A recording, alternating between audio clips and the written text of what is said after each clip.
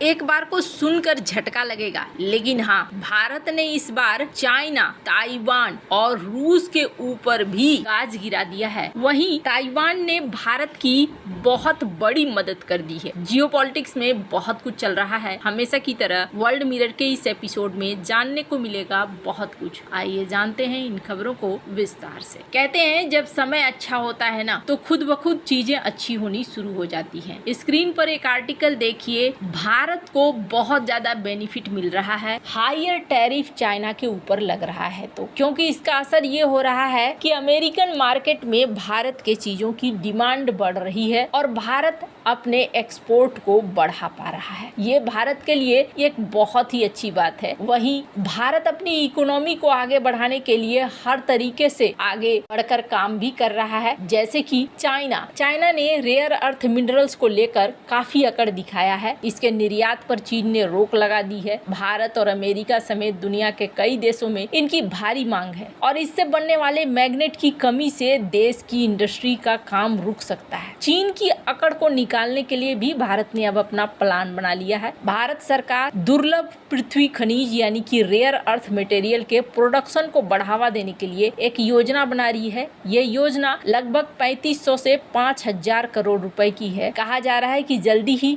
इसकी मंजूरी मिलने वाली है। और इसका प्लान क्या है? इस योजना के तहत सरकार कंपनियों को प्रोत्साहन देगी और रिवर्स नीलामी प्रक्रिया के माध्यम से प्रोत्साहन दिया जाएगा, जिसका मतलब है जो कंपनी सबसे कम कीमत पर प्रोडक्शन के लिए तैयार होगी उसे प्रोत्साहन मिलेगा। सरकार ने ये फैसला चीन से होने वाले आयात पर निर्भरता को कम करने के लिए किया है। कहा जा रहा है कि सरकार कम से कम 5 बड़ी भारतीय कंपनियों के साथ बातचीत कर रही है। चीन का रेयर अर्थ मैग्नेट्स की आपूर्ति पर लगभग एकाधिकार है और चीन ने इसके निर्यात पर कई तरह के प्रतिबंध लगाए हैं और भारत में इसकी जबरदस्त मांग भी है। तो सरकार अब इस प्लान पर काम कर रही है। वहीं आपको बता दूं, चाइना लाख कोशिश करता रहा, लेकिन भारत के लिए ना ताइवान एक वरदान बनकर सामने आया है। 1980 के दशक में भारत के लिए जापान एक वरदान बनकर आया और जापान की कंपनी सुजुकी मोटर कॉरपोरेशन के साथ मिलकर मारुति उद्योग लिमिटेड ने ऑटोमोबाइल सेक्टर में एंट्री की थी। और उस समय भारत का ऑटोमोबाइल एक सीमित क्षेत्र था और जो बाहर से कारें आती थी वो बहुत महंगी होती थी। लेकिन जब मारुति और सुजुकी ने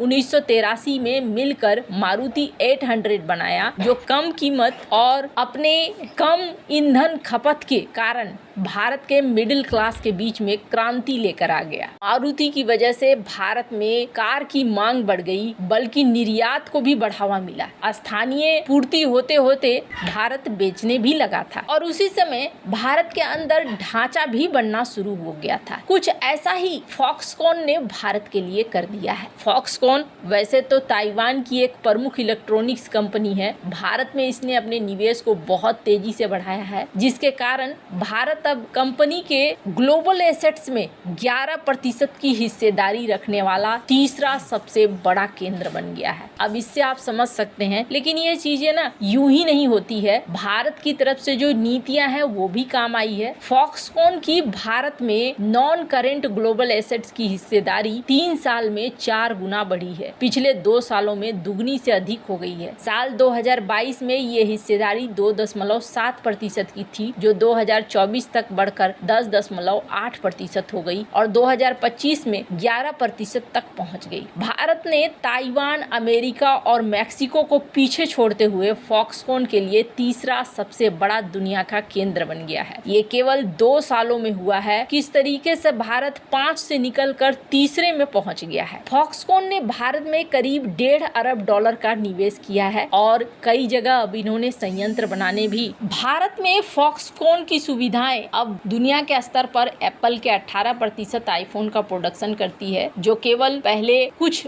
अंक में था, लेकिन अब बहुत ज्यादा हो गया है। सिर्फ इतना ही नहीं, बल्कि ताइवान और भारत अब दूसरे मंच पर भी आ रहे हैं, जैसे कि सेमीकंडक्टर। ताइवान और भारत सेमीकंडक्टर के मामले में भी एक साथ आ रहे हैं और इसके अलावे AI, 5G इलेक्ट्रिक वाहन और रिन्यूएबल एनर्जी के सेक्टर में भी ये एक साथ आगे बढ़ रहे हैं। ताइवान की कंपनियां जैसे फॉक्सकॉन, इन्वेंटेक, फिशन, साइनो अमेरिकन सिलिकन ये भारत में अपने निवेश को बढ़ा रहे हैं। भारत अपनी इकोनॉमी को आगे बढ़ाने के लिए हर तरह की चीजें कर रहा है। भारत ने विदेशी कंपनियों को जहां छूट देनी शुरू करी है, तो वहीं दूसरी तरफ ये भी देखने को मिल रहा है कि भारत की तरफ से कई प्रतिबंधित कदम भी उठाए जा रहे हैं। खैर, भारत और बाकी देशों में सबसे बड़ा अंतर क्या है? भारत की खुद की जनसंख्या बहुत बड़ी है और इस बात को लेकर आप देखेंगे अदानी एंटरप्राइजेस के डायरेक्टर प्रणव अदानी ने भी ये बात कही। इन्होंने कहा कि भारत का ना बहुत बड़ा जनसंख्या भारत का सबसे बड़ा कीमती चीज है, जहां पर हमारी सबसे ज्यादा खपत हो जाती है। यानी हमारी इकोनॉमी के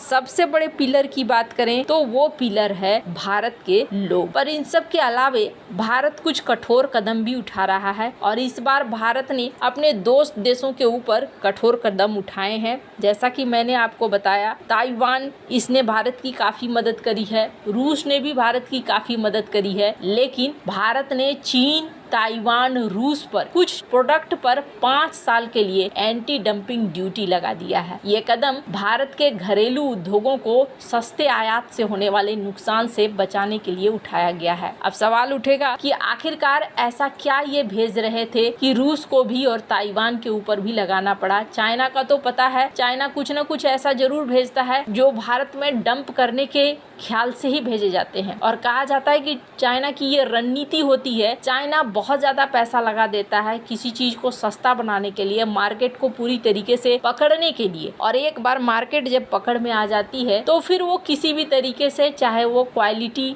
कम करके हो या फिर इनडायरेक्ट तरीके से हो, वो फिर अपनी कमाई अच्छी खासी कर लेते हैं। तो यहाँ पर अल्युमिनियम फॉयल और एक रासायनिक सॉल्वेंट, इसके अलावे एक जड़ी बूटी नाशक पर भी लगाया गया है ये एंटी डंपिंग ड्यूटी। और 3 मेन चीज है। अल्युमिनियम फॉयल जो कि चाइना से सबसे ज्यादा आता है, 479 से $721 प्रति मीट्रिक टन की ड्यूटी लगाई गई है और ये 17 मार्च 2025 से ही प्रभावी है, 5 साल तक के लिए लागू की गई है। पहले ये मार्च 2025 में लगाई गई थी 619 से $873 प्रति टन, पर अब यहाँ पर भारत ने आगे बढ़ाकर इसे 5 साल तक कर दिया है। इसके अलावे एसेटोनाइट्राइल ये एक रासायनिक सॉल्वेंट है जिसका उपयोग फार्मास्यूटिकल्स, खेती और कुछ अनुसंधान प्रयोगशालाओं में होता है। चीन, रूस और ताइवान से ये मंगाए जाते थे, इन पर भी एंटी डंपिंग ड्यूटी लगाई गई है। इसके अलावे एक जड़ी बूटी नाशक जिसका खरपतवार नियंत्रण के लिए इस्तेमाल होता है, उस पर भी लगाया गया है। भारत इस बार कोई समझौता नहीं कर रहा है। अपनी इकोनॉमी को अच्छा रखने के लिए भारत हर संभव कोशिश कर रहा है। वैसे आपको क्या लगता है, इन सब मामले में आपकी क्या राय है? कमेंट कर जरूर बताएं। जल्द मिलते हैं अगले वीडियो में नई खबर के साथ।